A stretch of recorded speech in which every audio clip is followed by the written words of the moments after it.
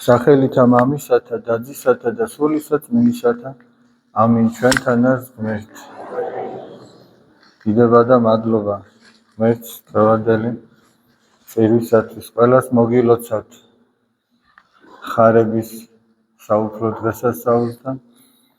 ღმერთმა მოგვანიჭოს ჩვენ იმის ძალაც და შემეცნებაც, სადაც მოთმინებაა საჭირო მოთმინება, რომ ის რაც ჩვენთვის აღსრულდა ქრისტეს მიერ, ჩვენც გამოვეხმაუროთ ჩვენი ცხოვრების წესით. ესეთი საღვთისმეტყველო ტერმინი არსებობს, სინერგია. სინერგია ნიშნავს ორი ენერგიის, ანუ ორი ნების თანხვედრას. საღვთო და ადამიანური ნების თანხვედრას. ეს ახლა რატო ვთქვი, რომ საღვთო ნება გამოვლინდა იმით, რომ ღმერთმა ინება და ადამიანად მოვიდა. ღმერთმა ინება და ადამიანებისათვის ჯარს ეცა. ადამიანების საცხონებლად იესო ქრისტე ჯარზე გაეკრა ჩვენთვის. და გამოვლინდა საღვთო ნება, რომელსაც ნებავს ჩვენი გადარჩენა. და ეხლა ჩვენგან უნდა გამოვლინდეს ადამიანური ნება, რომ ჩვენც გვინდა საკუთარი თავის გადარჩენა. ამას ძალიან დიდი მნიშვნელობა აქვს. მაცხოვარი არის იესო ქრისტე თავისთავად ცხადია, მაგრამ და მას ყველას ცხონება უნდა, მაგრამ მეორე მხრივ ადამიანს მიანიჭა თავისუფალი ნება და მან თავისუფალი არჩევანით უნდა გადაწყვიტოს, რომ მასაც უნდა სულის გადარჩენა. და არა მარტო გადაწყვიტოს, არამედ ეცადოს, რაც მის ძალებს შეეფერება. დღევანდელი დღე, ესე იგი, ჩვენ კვირას ვისაუბრეთ ამასთან დაკავშირებით, მაგრამ კიდევ ერთხელ შევეხოთუშალოთ ამ დღესასწაულს. თქვენ ხატს ხედავთ, სამეუფო ჭეზეც აღსავლის კარი ქვია სხვაგვარად. აქაც გამოსახულია ხარების კომპოზიცია, სადაც მთავარანგელოზი გაბრიელი გამოეცხადება ქალწულ მარიამს და ახარებს, გიხაროდენ მიმადლებულო, უფალი შენთანა, კურთხეულ ხარ შენ დედათა შორის. ეს არის პირველი მისალმება, ესე იგი, და შემდეგ აუწყებს იმ საღვთო განგებულებას, რაც მასზე უნდა აღსრულდეს. და ძალიან მნიშვნელოვანია ყველა წმინდა ღვთისმშობლის დამოკიდებულება, რომ რანაირად მოხდებაო ეს ჩვენს თავს. და ჯერ სანამ ანგელოზი გამოეცხადება, მან იცის წმინდა წერილი, მან იცის საღვთო ისტორია, იცის წინასწარმეტყველებები, რომ ღმერთი ადამიანად უნდა მოვიდეს, რომ ქალწულისაგან უნდა იშვას. და შენატრის იმ ქალბატონს, ნეტავი მისი მსახური მაინც იყო. და როდესაც გამოეცხადება ანგელოზი და ეტყვის, რომ ეს შენ უნდა იყო, ჯერ თავს არ მიიჩნევს ამის ღირსად, ესე რომ ვთქვათ, და იმიტომაც შენატრის სხვას და არ ფიქრობს საკუთარ თავს. მაგრამ რომ გაიგებს, რომ ეს შენ უნდა იყო და თან აუხსნის ანგელოზი, როგორ მოხდება ეს, რომ ეს ზეციდან მოხდება. ხომ დაუჯერებელია, ხომ ყველანაირ ლოგიკას ცდება ადამიანის, იმიტომ რომ ესეთი რამე ბუნებაში არ მოხდარა, არც იქამდე და არც იმის შემდეგ. მაგრამ რადგან იცის, რომ ღვთისგან არის, ამბობს, აჰა მხევალი ღვთისა, მეყავ მე სიტყვისეებს შენისა. ძალიან მნიშვნელოვანია დამოკიდებულება ქალწული მარიამისა, რომ და ეს ზოგადად ჩვენთვის მაგალითია თითოეული საქმის დაწყების წინ. დაუშვათ დღეს როგორ არის სამწუხაროდ, ჩვენ თუ რამე კარგად მიგვაჩნია სასიამოვნო თუ დიდებულ საქმეს, ჩვენ გვინდა, რომ ჩვენ დაგვნიშნონ, ჩვენ გავაკეთოთ, ჩვენ ვიყოთ ის. ამას წინათ მამას არ ვაყვებოდა, ესე იგი საპატრიარქო წინ ბაღია და იქო ყვავილებს ვწყავდითო და ერთი მეორეზე ლამაზები იყვნენ ეს ყვავილები და გვინდოდა, რომ ლამაზად ყოფილიყო და ხან რომელ ყვავილს გადმოვდებდითო წინ, ხან რომელსო და მე რაღაცა უკან რჩებოდა, ის არ ჩანდა, ახლა ის გვინდოდა, რომ ესე ვწალობდი. და პატრიარქი მიყურებსო და მითხრა, რომ როგორ ბანანო ეს ყვავილებიო ქართველებს თუ ადამიანებს აღარ მახსოვს ანუ ზოგადად ჩვენ ქართველებს მით უმეტეს გვახასიათებს ყველა წინ დგომა ყველა ლამაზია ყველა ნიჭიერია მაგრამ აი უკან დგომა არავის არ უნდა ყველას უნდა რომ წინ იდგეს და ქალწული მარიამი კიდე ფიქრობდა ნეტა მისი მსახური მაინც იყო მაგრამ რო აღმოაჩინა რომ ღვთისაგან ზუსტად მასზეა დაშვებული ეს ნება რომ ის უნდა იყოს მაშინ ამბობს აჰა მხევალი ღვთისა ანუ მსახური ღვთისა აღსრულდეს როგორც ამბობ და ჩვენი დამოკიდებულება ეგ არის არ მოინდომა იმის კეთება რასაც არ გავალებენ და რაც ჩვენი საქმე არ არის ჯერ არამედ თავი უღირსად მიგაჩნდეს იმ წოდებისა თუ მოვალეობისა თუ პასუხისგებლობისა საკუთარი უძლურების შემეცნებიდან გამომდინარე მაგრამ მაინც თუ დაგევალა მაშინ ნუ იტყვი რომ მე ამას ვერ შევძლებ მე ამის ღირსი არა ვარ და ასე მაშინ თქვი იყოს ნება ღვთის და რადგან ასე ამბობ რომ იყოს ნება ღვთისა მაშინ მოგეცემა ძალაც ღვთისაგან რომ შენეს აღასრულო იმიტომ რომ რაც მიეცა ქალწულ მარიამს ის არსად არავის არ მისცემი არასოდეს და ქალწულ მარიამზე აღსრულდა მიმადლე გიხაროდე მიმადლებულო უფალი შენთან კურთხეულ ხარ შენ დედათა შორის და შემდგომ ჩვენ ლოცვაში არაერთხელ ვამბობთ რომ როგორი დიდია ყოვლადწმიდა ღვთისმშობელი უპატიოსნესა ქერუბიმთასა ანუ უპატიოსნესია ქერუბიმებზე და აღმატებით უზესთა ესა სერაფიმთასა ეს ქერუბიმები და სერაფიმები უფალთან ღმერთთან ყველაზე ახლოს დგომი ანგელოზები არიან და მათზე აღმატებულია ყოვლადწმიდა ღვთისმშობელი უმაგალითოა შეუდარებელია ვერ შეადარებ ვერც ანგელოზებს და ვერც ადამიანებს აი ხოლო სიწმინდეს მიაღწია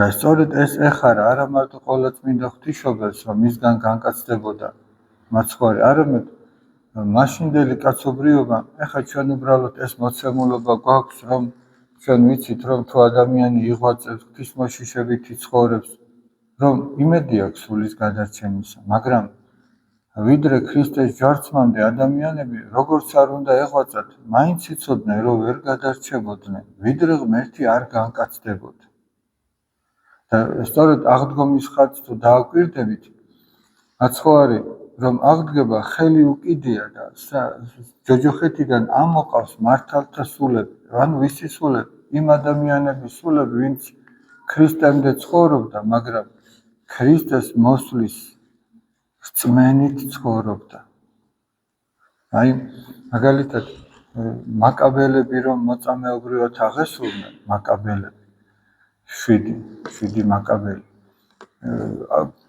ბავშვები ფაქტიურად ზოგი ახალგაზრდა ზოგი კიდე უფრო ბავშვი თქვენ უნდა წაიკითხოთ უბრალოდ მათი მოწამეობრივი აღსასრულის დედა როგორ ამხნევებდა ესე იგი მოძღვარი როგორ ამხნევებდა ამ ბავშვებს და მე ამ ბავშვების პასუხი მეფის მიმართ როგორ ესაუბრებიან და რა ჩანს რომ მათ იმედი აქვთ რომ ღმერთი აღადგენს მათ კუდრეთით აღდგომის იმედი აქვთ და ესეთი იმედით ვინც წავიდა და იმის იმედით რომ ღმერთი მათ გამოიხსნიდა სწორედ აი ამ მართალთა სულები აღმოიყვანა ქრისტემ ჯოჯოხეთიდან რადგან ქრისტეს ჯვარცმით გაიხსნა კარი სამოთხისა და ქრისტეს ჯვარცმით რო გაიხსნა კარი სამოთხისა ჩანს იქიდანაც რომ მარჯვნივ მყოფი კეთილგონიერი ავაზაკი რომ ეუბნება უფალო მომიხსენე ოდეს მოხვიდეს უფევითა შენითა ქრისტე ეუბნება დღესვე ჩემთან იქნები სამოთხეში და პირველი ვინ ცხონდა ვინ გადარჩა პირველი გადარჩა კეთილგონიერი ავაზაკი აი ხო პარადოქსია ხო რაღაც ადამიანური ლოგიკიდან ძალიან შორს არის არა მარტო ეს არის ძალიან შორს პირველი ვინ შევიდა ჯოჯოხეთში ან ჩვენ ხო ამბობთ რომ ძველი აღთქმის ყველა ადამიანი ჯოჯოხეთში მიდიოდა და ვინ შევიდა პირველი ჯოჯოხეთში ვისი ხელშეწირვაც ყველაზე მეტად მოეწონა ღმერთს ანუ აბელი მოკლა რა თავისმა ძმამ კაინმა პირველი სწორედ ის შევიდა ჯოჯოხეთში მართალი წარმოიდგინეთ და პირველი ვინ შევიდა 64-ში? ავაზაკი. ხო და ასე რომ ადამიანური ლოგიკით არ უნდა განსაჯო ეს. ვიღაცა ასე ცხოვრობს და აჰა არიქა ეს ცხონდება. ვიღაცას ნეტა რა ეშველება. რა იცი? აი დღევანდელ სახარებაში რამდენიმე თავი ამოვიკითხეთ და მაცხოვართან მიიყვანეს რუშობაზე დაჭერილი დედაკაცი და მაცხოვართან მიიყვანეს რის გამო? ძველი აღთქმის ჯულში ეწერა რომ ასეთებისთვის განწესებული იყო ქვით უნდა ჩაექოლოთ და ეგეთი არაერთი აღსრულებულა. არაერთი აღსრულებულა ეგეთი რომ ქვით ჩაუქოლოთ, გაუნადგურებიათ, მოუკვლიათ. მაცხოვართა რისთვის მიყავთ? მაცხოვარი რომ სიკეთეს ქადაგებს, თან მაცხოვარი ქადაგებს იმას რომ მოსეს რჯულს ქადაგებს და უშუალოდ რომ მისი გაგრძელება ქრისტეს მოძღვრება, რომ არ ეწინააღმდეგება და უშუალოდ. ეხლა უნდა თუ რაღაცა ისეთი გააკეთონ, რომ ჩიხში შეიყვანო. და მიდიან მაცხოვართან, თან მიდიან განწყობას დააკვირდით რა. მიდიან თითქოს უკვე გამარჯვებულები არიან. ასე მიდიან რომ უპოვეს რაღაცა, იპოვეს ის მოსაჭიდი რომ მაცხოვართან მივლენ და ეხლა გამოიჭერენ. და ეს რუშობაზე წასწრებული დედაკაცი მიყავთ მაცხოვართან, ამ ფარისევლებს, რჯულის მოძღვრებს, ძველი აღთქმის მდელმთავრებს მიყავთ და ეკითხებიან აიო ეს ასე მდგომარეობაში ვიპოვეთო და მოსემ დაგვიწესაო რომ ქვებით ჩაქოლეთო და შენ რას გვეტყვიო? ეხლა მართლა ქრისტეს პასუხი აინტერესებდათ რომ რო ეთქვათ აი უბრალოდ რო ეთქვათ არ ჩაქოლოთო დაუჯერებდნენ გამორიცხული მაგრამ რისთვის მიიყვანეს? იმიტომ რომ თუ იტყოდა რომ ჩაქოლეთო ანუ მოსეს რჯული რასაც ამბობდა ჩაქოლეთო მაშინ იტყოდნენ და შეხედეთ მოწყალებას და მიტევებას რო ქადაგებს ნახეთ რას ამბობს ჩაქოლეთო ადამიანი მაგრამ თუ იტყოდა რომ არ ჩაქოლოთო იტყოდნენ ესე იგი ეს არ არის მოსეს რჯულის აღსრულებელი და არ არის ღვთისაგან ხო და წერია სახარებაში რომ მაცხოვარი ძირს დაიხედავს და ქვიშაზე რაღაცას წერს სახარებიდან არ ჩანს რას წერს მაგრამ წმინდა მამათა მიერ ვიცით აი მაგალითად კონკრეტულად წმინდა ნიკოლოზ სერბიერ ასეთ რამეს დიდი მთავარი იყო ნიკოლოზ ველიმიროვიჩი ასეთი წერს რომ მაცხოვარმა ძირს დაიხედა და იმათ ცოდვებს ვინც ეს ქალი მოიყვანეს მიწაზე წერს და ეს ცოდვები პატარა კი არის წერია რომ ვიღაცა ტაძრის ქონება გაძარცვა ვიღაცა მამას ცემა საკუთარი მამა მშობელის ცემა ვიღაცა რაღაც უწმინდურ ცოდვაში ჩავარდა და აი ესე დიდ ცოდვებს წერს მაგრამ ნახეთ მაცხოვრის მათთამის სიყვარული არ ეუბნება რომ თქვენ ასეთები ხართ თქვენ ისეთები და თქვენაირი მოგიყვანია თუ არ ეუბნება უარესები იყვნენ კითხვა მაგრამ მიწაზე წერს და ამითიც გამოხატავს მათთამის სიყვარულს რომ მე ვიცი თქვენი ცოდვები რომელიც დაფარულია და თქვენ ასეთი მოგიყვანთ თქვენაირი მოგიყვანიათ და მეკითხებით ასე ხო დაწერა მიწაზე აწია თავი მაცხოვარმა და უთხრა ვინც უცოდველია პირველად მან ესროლოს ქვა არ ეუბნება არც იმას არ ჩაქოლოთ არც იმას ჩაქოლოთ ანუ ვის აქვს მორალური უფლება რომ ქვა ესროლოს პირველი ვინც უცოდველია კი ბატონო თქვენი სინდისი თუ მიგიშვებთ აიღოს პირველმა და ესროლოს და ისევ დახარა თავი და ისევ წერს და აწია თავი და აღარავინ აღარ არის ამ ქალის გარდა ყველანი სინდისისაგან ხილებულნი გაიკრიფნენ ნენელა სათითაოდ და მაცხოვარი ეკითხება ამ ქალს არავინ განგიკითხაო და არა უფალო და არც მე არ განგიკითხავ წადი და ნუღარას ცოდავ აი ეს არის მაცხოვრის დამოკიდებულება თითოეული ადამიანის მიმართ ის კი არა რომ ცოდვა უპოვოს და დასაჯოს არამედ ის რომ მიზეზი უპოვოს და აცხონოს აი ეს არის მაცხოვარი ესე უყურებს თითოეულ ჩვენთაგანს რომ მიზეზი უპოვოს რაღაცა და აცხონოს ოღონდ კი არ ეუბნება რომ არაუშავს წადი გააგრძელო ცოდვა კი არ უთქვამს ეუბნება არ განგიკითხავ არ ვიცი ამის გამო მაგრამ წადი და აღარ შეცოდო და მიზანი თუნდაც აი საეკლესიო ეპიდემიის ანუ რაღაცა სასჯელი განეკუთვნება ადამიანს თუ რა ამ ყველაფრის მიზანი არის არა ის რომ ადამიანი დასაჯოს. აი მაგალითად მე რამდენადაც გამიგონია კათოლიკურ სამყაროში არის ასეთი ადამიანი რომ შეცოდავს რაღაცა იურიდიულ აქტად ითვლება ეს რომ ადამიანმა შეცოდა ამ შეცოდებით ღმერთი გარისხდა და იმის გამო რომ ღმერთის მრისხანება დაცხრეს ადამიანი რაღაცით უნდა დაისაჯოს.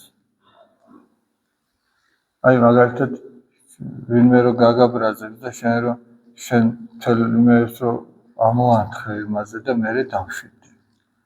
მაგრამ მართლმადიდებლობა ამას ასე არ უყურებს. მართლმადიდებლობა უყურებს ადამიანი რომ სცოდავს. აი მაგალითად ადამიანი რომ ახველებს, ესე იგი რას ნიშნავს? ალბათ არ. და მას ცემა კი არ ჭირდება, წამალი ჭირდება. ესე იგი ადამიანი რომ სცოდავს, რაღაცა დაზიანებულია შიგნით და ამიტომ სცოდავს. ამიტომ კი არ აძლევ როგორც სასჯელი. ანუ мотивация კი არ არის დაისაჯოს, არამედ мотивация არის რომ წამალი მისცე. როცა იქნება მუხმოდრეკა იქნება რაღაცა ღვაწლის აღსრულება იქნება, ეს არის არა სასჯელი, არამედ ეს არის წამალი. რომ ადამიანი განიკურნოს. და მაცხოვარი ესე უყურებს თითოეულ ჩვენგანს, ესე უყურებს, რომ გელოდება, როდის შეინარება. როდის გადადგა ამ ნაბიჯს. მიზანი ეგ არის. და მაცხოვარი ბოლომდე ელოდება ადამიანს, ვიდრე მისი გადარჩენა შესაძლებელია და რამდენი ხანი ელოდებოდა იუდას. რას აღარ ეუბნეოდა ჩვენ მოგვიწევს ახლა ნების შვიდეულში ვართ და ამ დღეებში მოგვიწევს იუდაზეც საუბარი, მაცხოვრის მისადმი სიყვარულზეც საუბარი. როგორ ბოლომდე ცდილობდა რომ განეკურნა, მაგრამ როგორც წმინდა მამები ბრძანებენ, წმინდა ივანე დამასკელი, იუდა უექიმებელი დარჩა, ანუ ვერ განიკურნა. მაცხოვრის აემხელა სიყვარულის, სხვა სიყვარულის მიუხედავადაც კი. იმიტომ რომ ადამიანის არჩევანზეა გარკვეულწილად ბევრი რამ დამოკიდებული. რითაც თავში დავიწყეთ, ესე იგი რომ ჩვენ გამოხმაურებოდით მაცხოვრის აემხელა სიყვარულს, რაც ჩვენთვის გაიღო და ჩვენც გადაგვედგას მისკენ ნაბიჯი ჩვენ საცხოვნებლად, ანუ ჩვენი ნებაც მონაწილეობდეს ამაში და თუ ეს მოხდება, მაშინ ადამიანი გადარჩება. ოღონ ადამიანმა სხვები არ უნდა განიკითხოს. ვინც უცოდველია პირველად მან ესროლოს ქაოდა. ჩვენ რომ ერთმანეთზე ამას თუ იმას საუბრობთ. ჩვენზე რომ მაცხოვარს დაეწერა თითით ასეთი და ასეთი ცოდვილები არიან. შევძლებდით რომ კიდევ ვინმე განგვეკითხა, ვერ შევძლებდით. ამიტომ ახლა თითოეულ ჩვენგან სათითაოდ არ გამოგვეცხადება მაცხოვარი და არ დაწერს ესე ქვიშაზე, მაგრამ ჩვენ უნდა ჩავიხედოთ ჩვენს გულში და ვიფიქროთ რომ მე შემიძლია რომ მასზე ვილაპარაკო, მაქვს მორალური უფლება რომ ვილაპარაკო. თან კიდევ ჩვენ მოძღვარი ამბობს ხოლმე, თუ გინდაო რომ ადამიანს დაშორდეო, დაცილდეო, უნდა განიკითხო.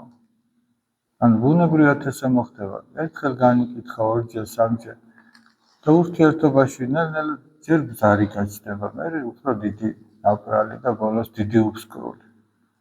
აღარ არის ურთიერთობა. და წაღან მე დავითნემ ამოიკითხა დავით მეფსალმუნის სიტყვები. რაიმე კეთილ, ანუ რაიმე შვენიერ, არამედ დამკვიდრებაი ძმათაი ერთად. ანუ რა არის იმაზე კეთილი, კარგი, იმაზე მშვენიერი ვიდრე ძმების ერთად დამკვიდრება. ერთად ლოცვა, ერთად შრომა, ერთად სუფრაზე ყოფნა, ყველაფერი ერთად, მაგრამ ამ ერთობას სჭირდება ერთმანეთის მიმღებლობა. აი მაგალითისთვის ვიტყვი. ცხელი და ცივი წყალი ერთად როგორ იქნება? თუ ორივეს უნდა რომ თავისი შეინარჩუნოს და არაფერი გაიღოს. ცხელი და ცივი წყალი ერთად რო ჩაასხა, ხო ესე მოხდება რომ ცხელი ცოტა გაგრილდება, ცივი ცოტა გათბება. ანუ ერთმაც გაიღო თავისი სიცხე სხვისთვის, მეორემაც თავისი სიცივე და რაღაცნაირად ერთად არის. ორი სხვადასხვა ფერი რო შეურიო. თუ უნდათ რომ ერთად იყვნენ, ისევ იმ ფერებად ვერ დარჩებიან. რაღაცა ერთმანეთისა უნდა მიიღონ. თავისი დათმო. ადამიანებიც ეს ერთად ყოფნა არ გამოვა. თუ ერთმანეთისთვის რაღაცა არ გავიღეთ ადამიანები და თუ ერთმანეთისა რაღაცა არ მივიღეთ და არ გავიზიარეთ. სხვანაირად არ გამოვა. ღმერთმა დალოცვილი და გახარებულები გამყოფთ.